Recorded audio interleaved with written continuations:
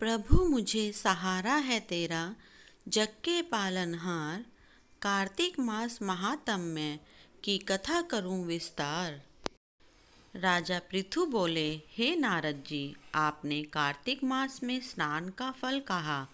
अब अन्य मासों में विधि पूर्वक स्नान करने की विधि, नियम और उद्यापन की विधि भी बतलाइए।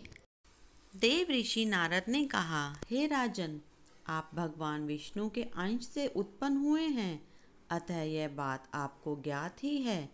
फिर भी आपको यथाचित विधान बताता हूँ। अश्विनी मास में शुक्ल पक्ष की एकादशी से कार्तिक के व्रत करने चाहिए।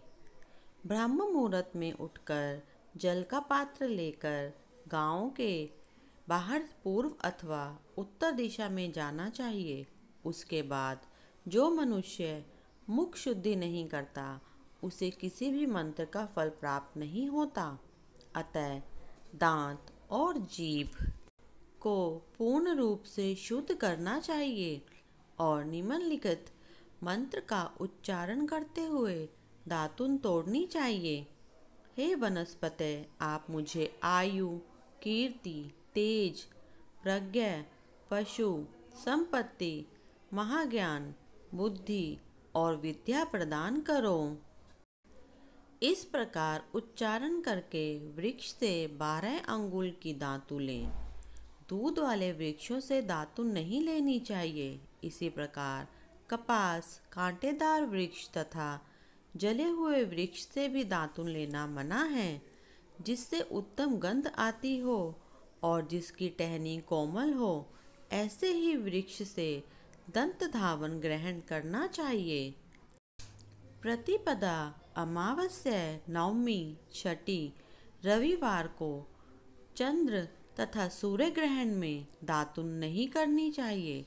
तत्पश्चात भली भांति स्नान करके फूल माला, चंदन और पान आदि पूजा की सामग्री लेकर प्रसन्नचित्त व भक्ति पूर्वक शिवालय में जाकर सभी देवी देवताओं की अर्ध आचमनीय आदि वस्तुओं से पृथक पृथक पूजा करके प्रार्थना एवं प्रणाम करना चाहिए। फिर भक्तों के स्वर में स्वर मिलाकर श्री हरि का कीर्तन करना चाहिए। मंदिर में जो गायक भगवान श्री हरि का कीर्तन करने आए हों, उनका माला, चंदन, तांबूल आदि से पूजन करना चाहिए, क्योंकि देवालयों में भगवान विष्णु को अपनी तपस्या, योग और दान द्वारा प्रसन्न करते थे। परंतु कलयुग में भगवत गुणगान को ही भगवान श्री हरि को प्रसन्न करने का एकमात्र साधन माना गया है।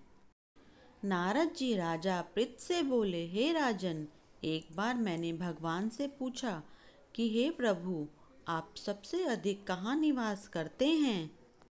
इसका उत्तर देते हुए भगवान ने कहा, हे नारद, मैं वैकुंठ या योगियों के हृदय में ही निवास नहीं करता, अपितु जहाँ मेरे भक्त मेरा कीर्तन करते हैं, मैं वहाँ अवश्य निवास करता हूँ। जो मनुष्य चंदन माला आदि से मेरे भक्तों का पूजन करते हैं, उनसे मेरी ऐसी प्रीति होती है जैसे कि मेरे पूजन से भी नहीं हो सकती। नारद जी ने फिर कहा, शिरीष, धतूरा, गिरजा, चमेली, केसर, कंदार और कटहल के फूलों व चावलों से भगवान विष्णु की पूजा नहीं करनी चाहिए। अड़हल, कंद, गिरीश, जूही, मालती और केवड़ा के पुष्पों से भगवान शंकर की पूजा नहीं करनी चाहिए। जिन देवताओं की पूजा में जो फूल निर्दिष्ट हैं, उन्हीं से उनका पूजन करना चाहिए। पूजन समाप्ति के बाद भगवान से क्षमा प्रार्थना करनी चाहिए। हे सुरेश्वर, हे देव, ना मैं मंत्र जानता हूँ ना क्रिया, मैं भक्ति से भी हीन हूँ। मैंने जो कुछ भी आपकी पूजा की है, उसे पूरा करें। ऐसी प्रार्थना करने के पश्चात साष्टांग प्रणाम करके भगवत कीर्तन करना चाहिए, श्री हरि की कथा सुननी चाहिए और प्रसाद ग्रहण करना चाहिए। जो मनुष्य उपरोक्त विधि के अनुसार कार्तिक व्रत का अनुष्ठान करते हैं, वह जगत के सभी सुखों को भोगते हुए अंत में मुक्ति को प्राप्त करते हैं।